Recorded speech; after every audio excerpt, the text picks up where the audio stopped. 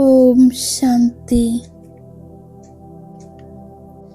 സദാ അചഞ്ചലവും ദൃഢവുമായ ഏകരസസ്ഥിതിയുടെ അനുഭവം ചെയ്യൂ.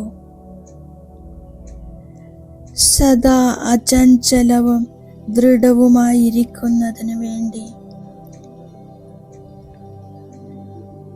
ഉന്നതിയിലും സേവനത്തിൻ്റെ ഉന്നതിയിലും സദാ ബിസിയായിരിക്കൂ. സർവരെയും പ്രതി ശുഭഭാവന വയ്ക്കൂ. സംബന്ധത്തിൻ്റെ ആധാരത്തിലുള്ള പാർട്ടല്ല, സേവനത്തിൻ്റെ സംബന്ധത്തിലുള്ള പാർട്ട് അഭിനയിക്കൂ. രണ്ടാമതായി, വിനാശി സാധനങ്ങളെ ആശ്രയം അഥവാ ആധാരമാക്കരുത്.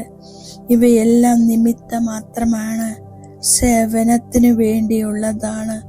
സേവാർത്ഥം കാര്യങ്ങളിൽ ഉപയോഗിച്ചു വിട്ടു സാധനങ്ങളോടുള്ള ആകർഷണത്തിൽ മനസ്സ് ആകർഷിക്കപ്പെടരുത്. ഓം ശാന്തി.